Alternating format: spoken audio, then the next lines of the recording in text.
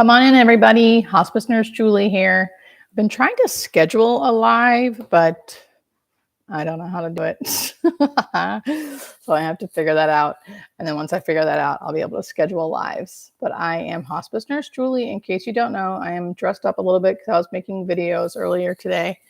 I don't normally wear red lipstick and dresses. Red lipstick actually looks kind of weird on me, huh? But yeah, I'm here to answer some questions to my subscribers. So come on in. Let me know where you're coming from. Hey, I'm well. Hey, Lilia. Maybe, is that how you say it? Lilia?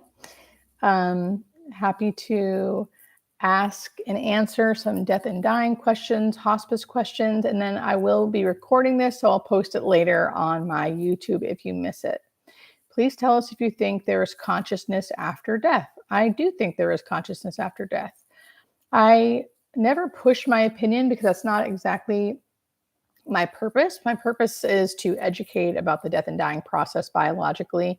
From what I have witnessed throughout my life and throughout my career, I do believe our consciousness continues after this. I do think everyone goes to a wonderful place that feels like home.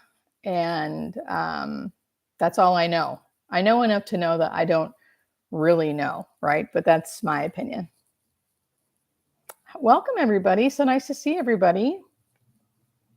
Leanne says, I'm currently sitting with my mom in the last few hours of her life, and your page has been so helpful. Oh my gosh, wow. Thank you so much, Leah. This is like why I'm doing it.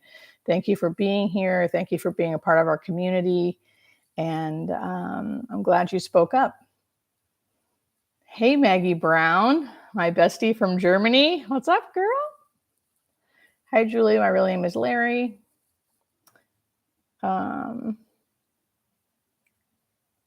Is fever normal at the end of life? Yes, fever is normal at the end of life. We have the ability to control our core temperature as we live. That's why most of us live around 98.6. And when we are dying, we lose that ability. So our temperature will fluctuate. We also see a lot of end-of-life fevers. We can give Tylenol suppositories for that, or we can just use cooling measures and use a bag of ice and put it underneath the armpits, or a wet washcloth on the forehead. Always feels really nice too. There's a little blue dot that the hospice nurse put behind my mom's ears to stop the gurgling, which is also called terminal secretions or the death rattle. That is likely a scopolamine patch, and it just helps dry up those secretions.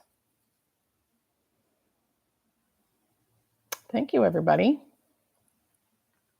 Hey, from Long Beach. Hey, you're near my area, kind of. Do you think someone can still hear you at the end? Yes, it's actually proven that the hearing sensor is the last to go. So we do think people can hear us. Even people who are not dying but are sedated, we still think they can hear us. Probably a little bit different filtered wise, but they do think they can still hear us. Someone asks, is high dose of opioids normal for the dying patient? So high dose is relative. So if someone has already had a long history of using pain medicine because their illness has, before they came on hospice, their illness, well, there's a lot of pain with it, they will already be on high doses of opioids before they even come on hospice. Then we will continue to do so and increase as needed. But a lot of people come on with no history of needing pain medicine prior from their disease. So then we'll just use the typical 5 milligrams of morphine or liquid morphine, which is called Roxanol, which is very, very minuscule amounts. So a lot of people think that just because we're using morphine, that means it's like high doses, and it's not.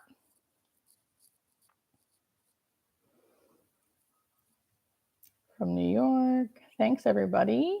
People are coming in from all over the place. That's great.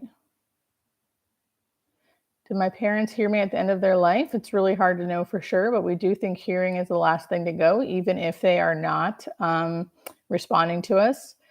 MS patients are on hospice, but I don't see them very often, to be honest.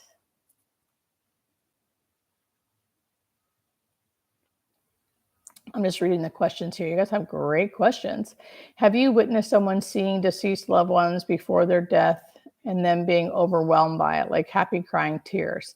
Yes, definitely. I've definitely, well, one, I've seen, like, I mean, countless people seeing dead relatives or dead loved ones, people they love. They don't have to, it doesn't have to be relatives, just people they love.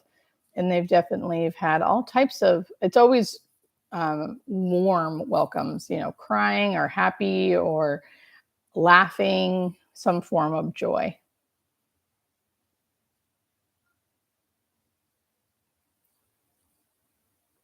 Someone's in here from Sydney. That's amazing.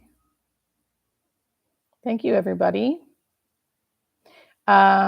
Which atropine or phenergan is used to dry those secretions? So people, for the death rattle, that's it's actually called terminal secretions, aka the death rattle, which is very, very normal at the end of life and not harming your loved one whatsoever. You can do absolutely nothing and just listen to it if you feel comfortable with that. Drugs like atropine we use, which are drops we can give in the mouth to help dry up those secretions. I don't ever use phenergan for secretions. I use that for nausea and vomiting, but not phenergan. So I don't know. Can they cry at the end of life? Yes, people can do all types of things at the end of life. I think that's what I'm trying to normalize. Basically, everything's normal, and what we do as a hospice company is provide them comfort and help relieve symptoms. But, emotions are normal at the end of life. And certain diseases, actually, like brain tumors and stuff, can actually cause bursts of tears and things that may not actually be true emotion. It's just something because of the brain tumors in the brain. And also, people, I don't know if you mean like weeping cry or just like tears. If you see like a single tear or a couple tears, that's definitely not an emotional response. That's just biological response just from tears in the eyes. Opioids do slow the breathing, but this is what people think. So opioids slow breathing down, hence how people can overdose, right? But you need to take a lot of pain medicine to actually stop breathing and OD or overdose. You go into a respiratory arrest. You actually have to take a lot of medications to actually do that. Now, it doesn't seem like that because this is a issue in our world where people are abusing narcotics, which I'm not blaming them. It's an awful addiction is an awful, awful thing. But the stuff that we're using on a hospice and with hospice patients, it's just so different. One, we're not injecting them with anything. It takes a lot of medications to actually drive their breathing down so much that they would die from that. The patient is already dying. They are going to die whether we give medications or not. The medications are only given if they're showing signs of pain, agitation, or air hunger or shortness of breath. And we never would be giving enough to make them stop breathing. That is a side effect of medications, but it's never enough to make them stop breathing. Are you an advocate for pain pumps in the home setting? If they're needed, yes. I'm not if they're not needed. Death is not painful. Diseases you're dying from can be painful, but death itself is not. How do you stay so positive? I don't. But I will say that my job does not make me feel negative or feel sad. I feel like I'm helping someone every single day of my life, and that really feels good, actually. But I'm still negative, but it has nothing to do with my job. I mean, I can still have negative days, but it has nothing to do with my job. How do you feel about the death with dignity law? So a lot of people don't know this, but in the United States, we have the death with dignity law, which is medical aid in dying. In 11 different states, you can end your own life if you have a terminal illness with less than 6 months to live and meet criteria. I'm all for it. I live in one of the states that do it. I live in California. I've witnessed this several times, and I think it gives autonomy to the dying person. People feel so out of control in that time, like they have no control over their body or their life. This medication gives them the autonomy to choose when they die, and it's very, very peaceful and quick. So I'm all for it. If you want to know what the states are, I have several videos on my YouTube talking about that. So you can check them out. They should be labeled, I think.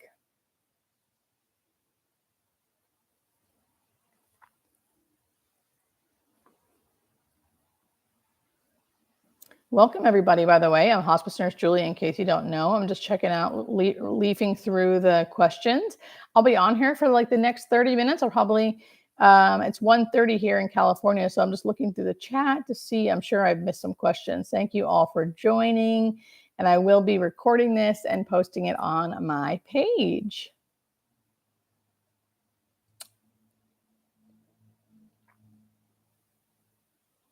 I have not done hospice, pediatric hospice. No, only adults. And adults are still pretty young, 18 and above, right? Elliot, Fire and Ice. You're great. I love your questions. This person says the way we think about death defines how we live our life. Amen, baby. What's the one thing you want caregivers to remember during the dying process? Great question. So one thing I want the caregivers to remember is to let the person be your guide, the person you're caring for. Let them be your guide. Offer all the things, right? Offer them food, water, medication.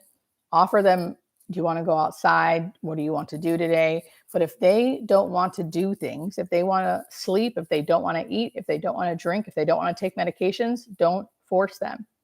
All you have to do as a caregiver is to offer the things. You ask yourself, are they clean? Are they safe? And are they comfortable? If you can say yes to all those three things, you've done your job, and you just keep going back to them throughout the day. Clean is the hardest thing because some people will decline being changed or decline getting up to go to the bathroom, or they're in a wet brief. Those things have to be done. So you have to ask yourself, are they clean? Are they safe? Are they comfortable? If some of those are no, if they're not clean, then you have to do something about that, right? But in general, let the patient be your guide. That's the main thing. And then ask yourself 3 questions. Are they clean? Are they safe? Are they comfortable?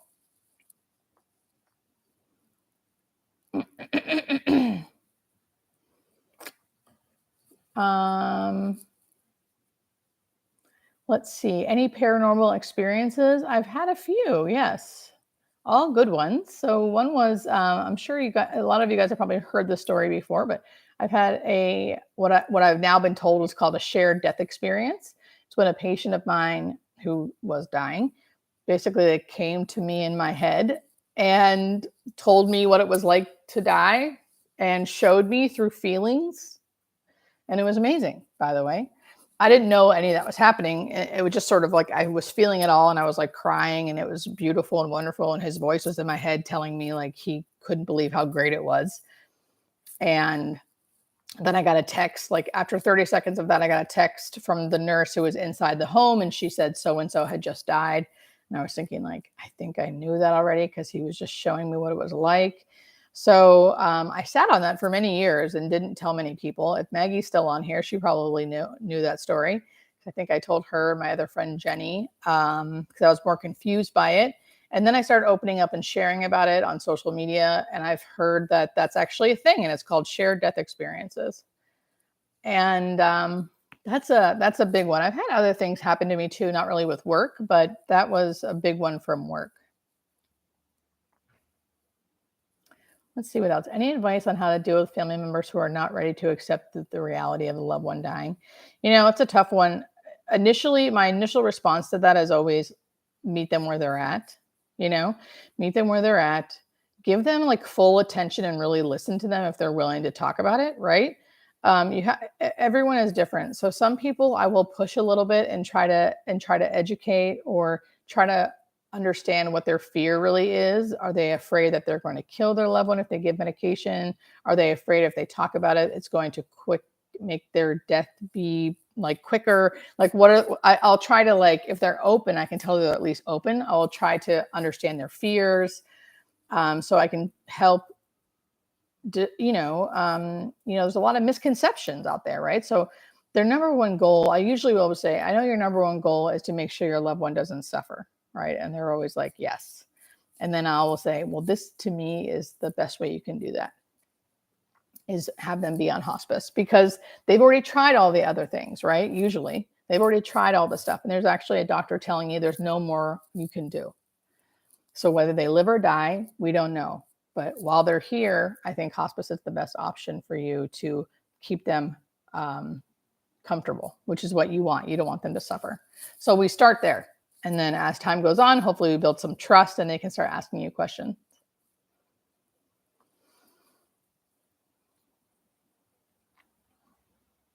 I'm going to look through so many good questions, you guys. Thank you so much.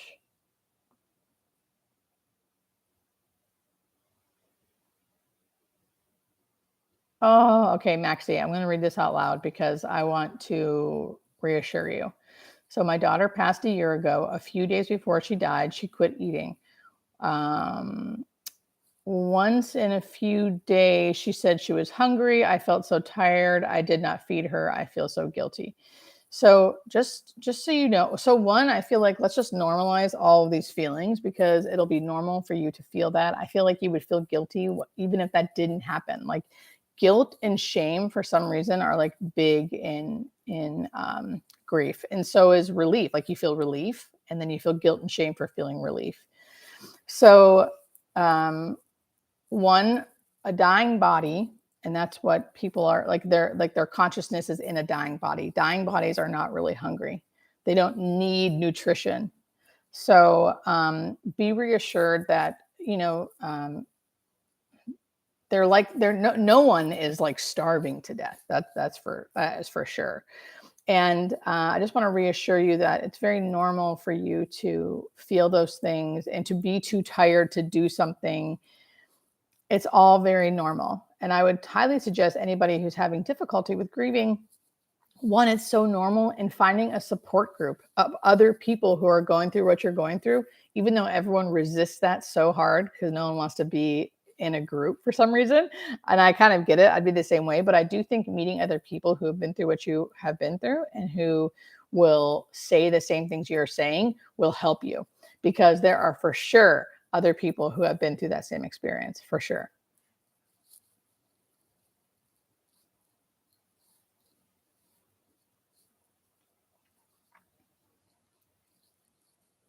Why do I itch a lot with liver failure? I'm afraid of meds. So you itch a lot because of liver failure because of your bilirubin. Your bilirubin's rising and it makes you itchy.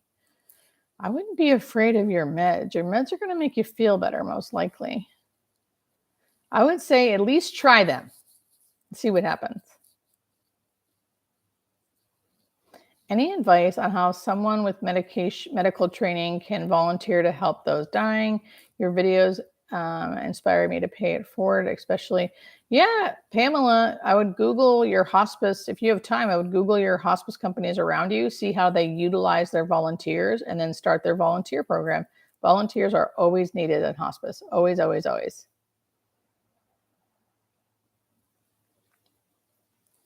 Can you discuss how the biological clock gets out of sync for dementia patients, confusing day and night?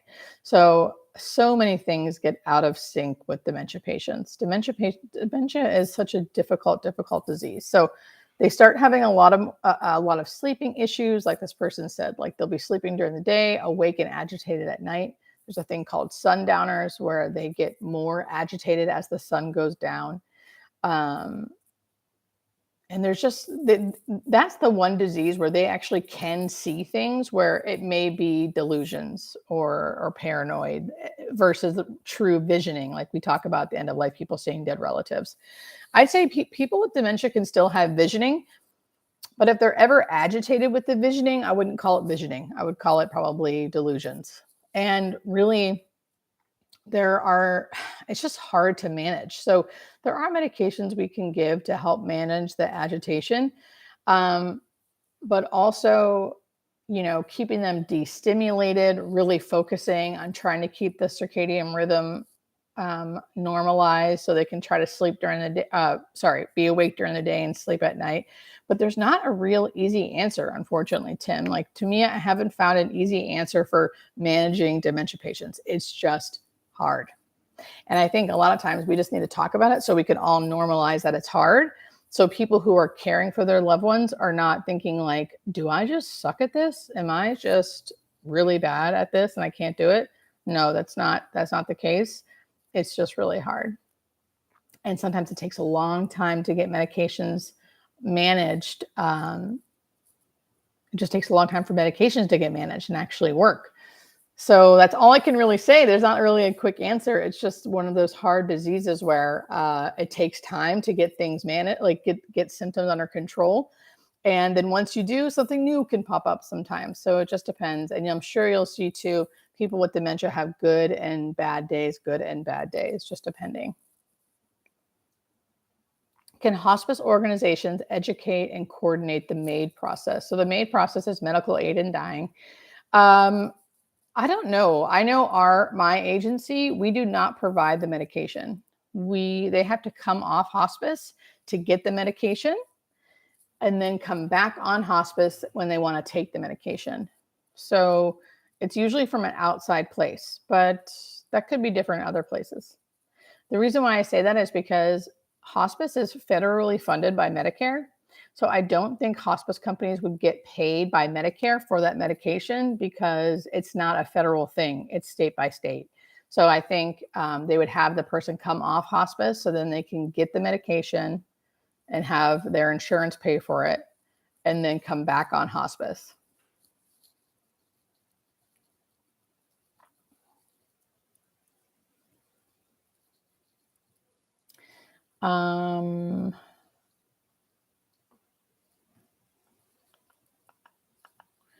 Christy, this is a good one. This is tough. There's no easy answer for this, but I still think it's important we discuss this, right? So my 43-year-old brother is in a nursing home, bedbound due to MS. He has a colostomy bag and a PEG tube, which is a G tube, which is like a feeding tube. And a suprapubic catheter, which is for a urine. I know his quality of life sucks. We're considering hospice. Don't want to feel like we're killing him. So what you have to remember is it's quality of life over quantity of life.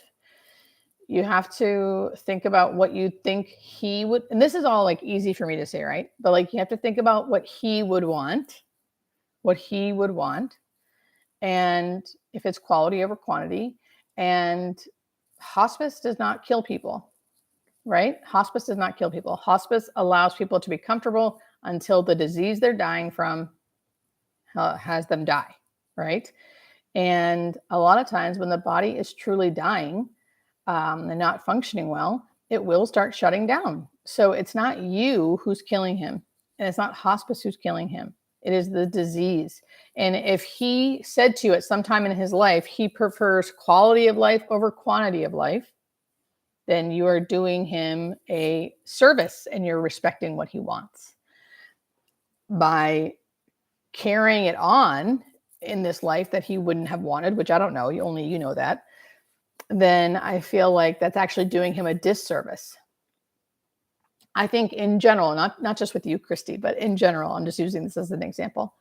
I think we tend to look at in society that death is the worst possible, absolute worst thing that could possibly happen.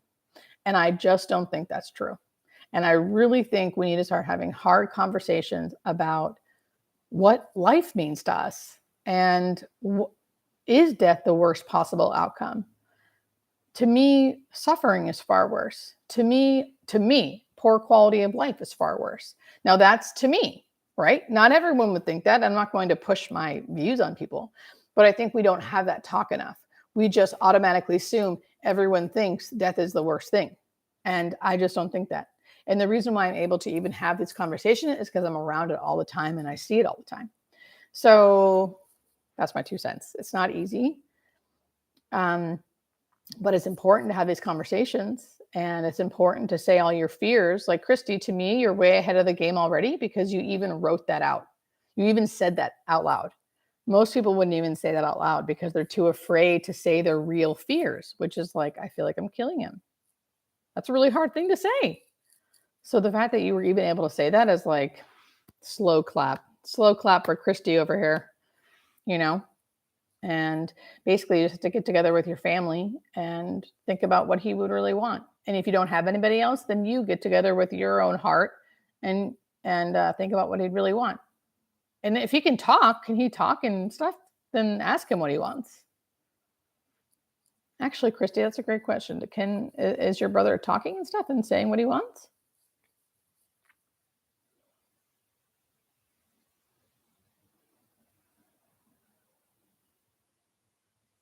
Is it true some patients regurgitate their own feces due to tumor location? Heard. Oh shoot, I just lost it. That was a good question. Hold on. Is it true? Where is it? There it is. Is it true that some patients regurgitate their own feces? Oh my God, it went away again. How is this happening? YouTube.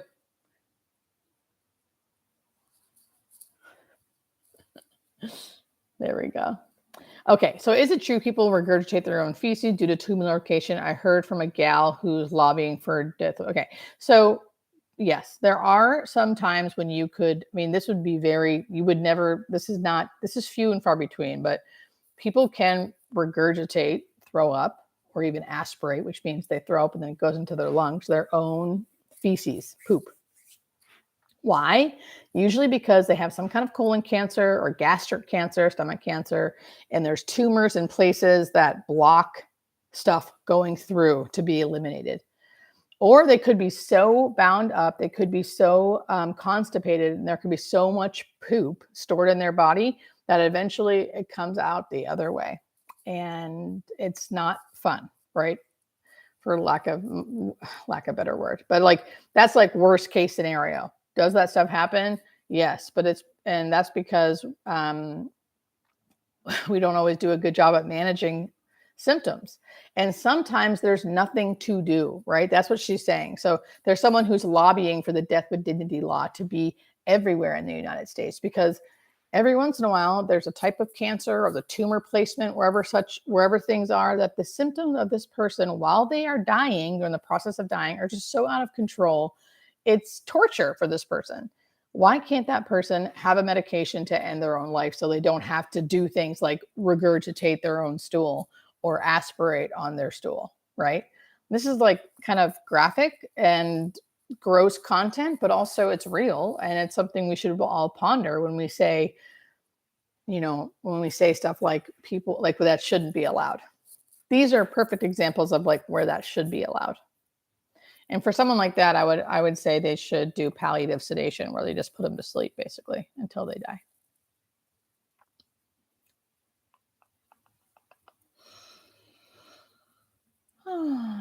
Let's see what else.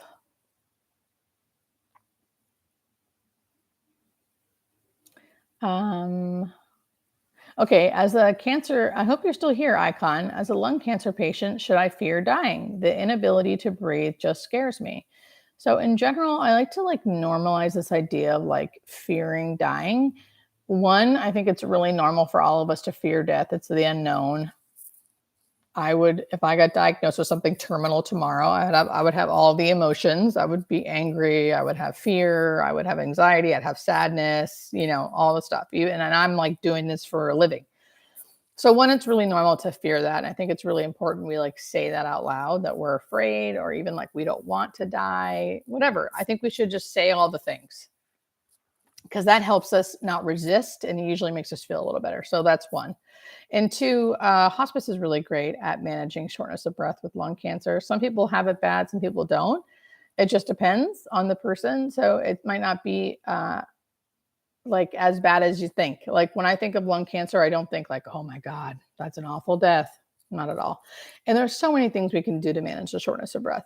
Now, a lot of the stuff that's really hard is the fact that you may be losing your functional ability, right? So like you're used to being this independent person, walking around, doing whatever you want. Now it's going to probably be harder to do those things because you'll get more short of breath and you'll be weak. So although we'll be able to manage your shortness of breath, you still will lose quality of life-ish because you're not going to be able to do the things you want to do. You'll be kind of stuck on the chair, stuck on the couch. People will have to come to you. People are going to have to do a lot of things for you. So that's where it can get a little rough. But that's the part where people have to really try to embrace and accept help because the more you do, the easier it'll be for you. I hope that helps a little bit. Hi, Nurse Julie. I'm a nurse who's new to hospice. Can you recommend a resource that may help me overcome this new learning curve? I feel so overwhelmed, right? Vidi, I would say watch my videos, girl. My videos are easier to, if you're on TikTok, I would go to my TikTok page, Hospice Nurse Julie. I'm basically on all social media at Hospice Nurse Julie across the board. Oh, Christy, unfortunately, he's a phasic. Yeah. Okay, Christy. I was thinking that. But yeah, so I would go, my TikTok, all the videos are labeled and there's like a playlist on top, like showing different categories and stuff. So you can go to that page and watch all my hundreds of videos.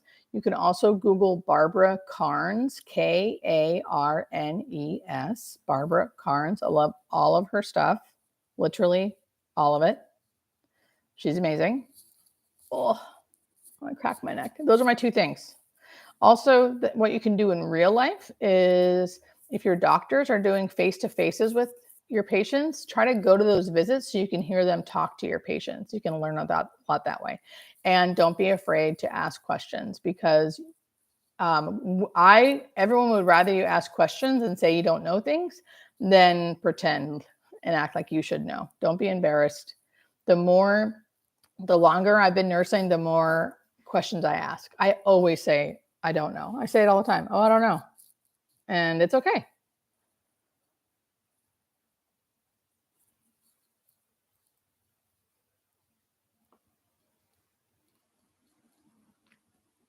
Hi, everybody. Welcome. Come on in.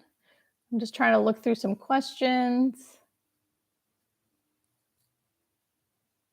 Oh, thank you, Kenneth.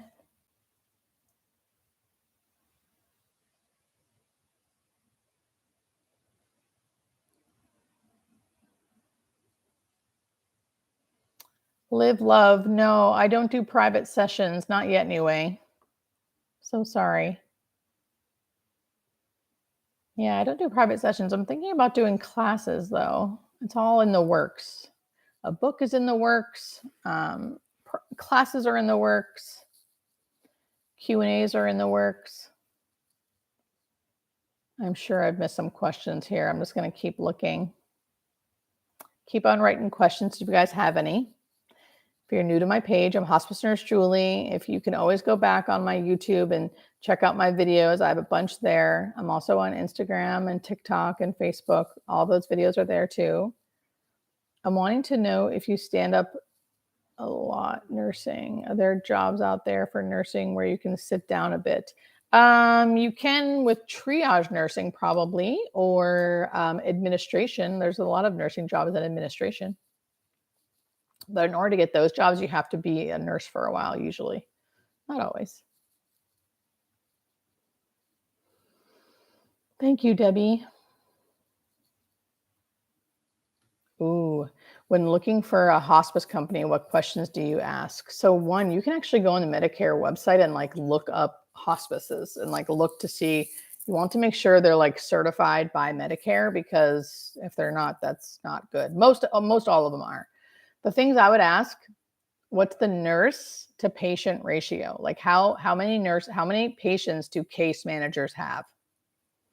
What's the response time when you call in? How many nurses do you have? How many home health aides do you have? And like, what's the ratio? Like how many patients did each of those nurses have? How many patients do each of the home health aides have? And do you provide continuous care nursing if needed? Those are some good questions.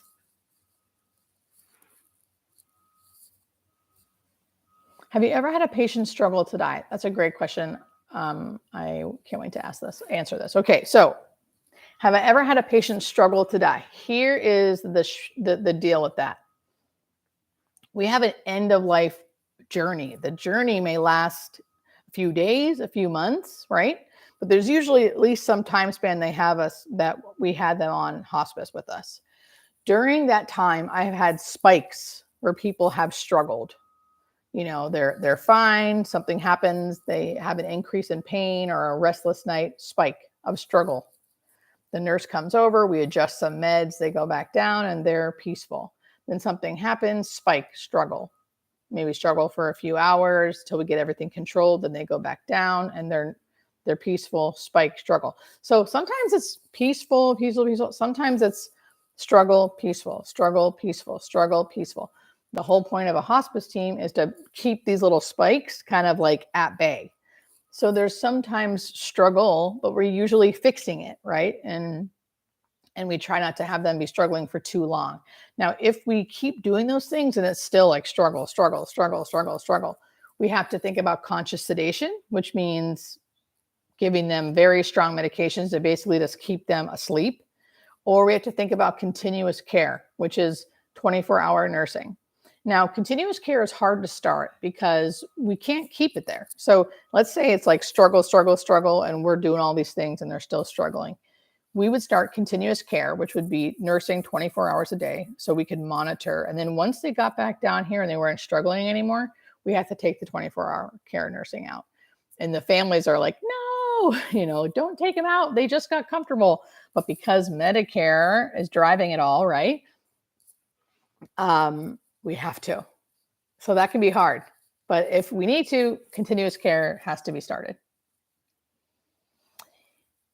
Hi, Julie. According to your experience, what's the most painful death? So that's a tough one to answer, and here is why. I will give you some diseases. I will answer it-ish, but I want to kind of go into it.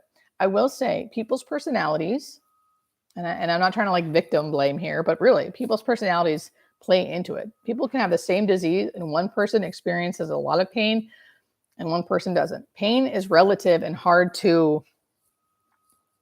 Each person has their own experience with it.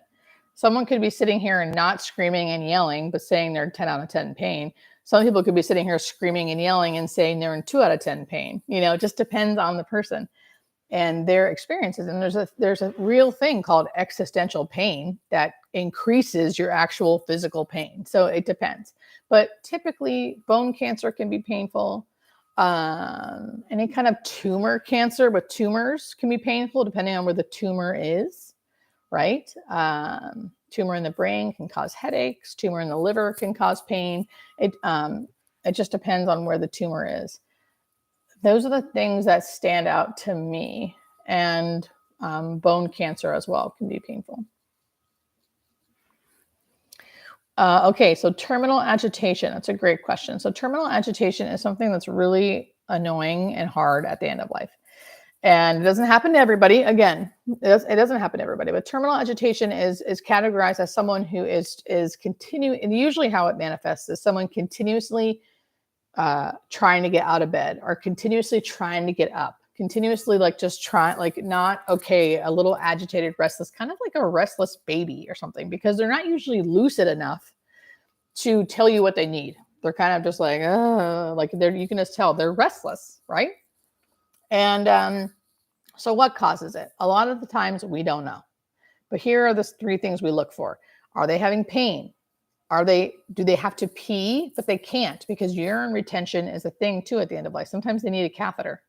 So you feel their bladder. Sometimes you just check and see if they have sometimes we'll just put a catheter in to see if a bunch of fluid, if a liter of fluid comes out. That tells us they were retaining urine. Or if they're constipated and they need to poop. Those 3 things we check. If those 3 things check out and that doesn't seem to be the issue, we will consider it terminal agitation and usually try to medicate. And a lot of times at first, because they're so agitated, we have to give them so much medication to kind of get them down, and then hopefully they'll kind of sleep it off a little bit and then wake up and feel a little less agitated. But sometimes we just they're either awake and agitated or asleep and not. And we have to keep them asleep sometimes. It just depends. Is it okay to request a religious hospice nurse, Julie? We have a chaplain. Every hospice team should have a chaplain, and we will meet you with whatever religion the patient is. So, as a hospice nurse, I could, it'd be it would be like I could lose my job if I proselytized a religion to somebody. So you could always have a chaplain come in, and of course, if patients are talking to me about their religion, I'm all for it. I'm going to meet them wherever they're at.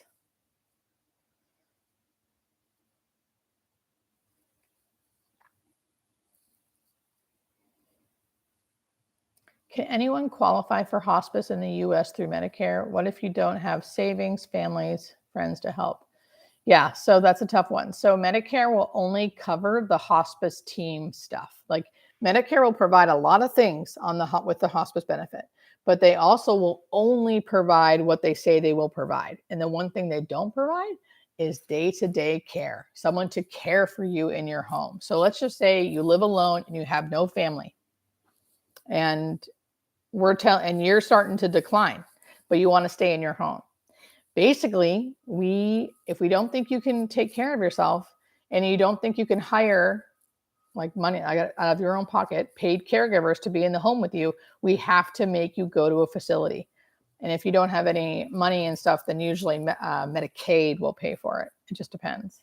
But there's no easy answer for that. That's why our healthcare system is screwed up. Our healthcare system is screwed up.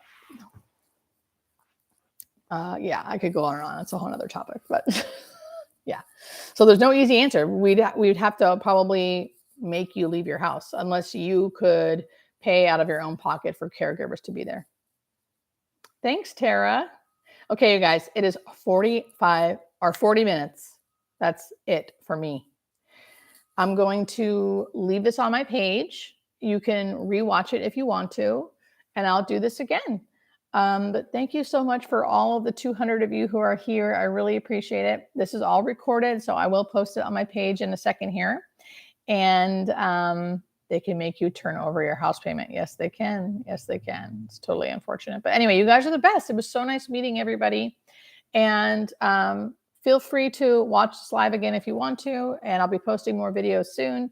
And I'll talk to you guys later. Okay, thank you. Bye.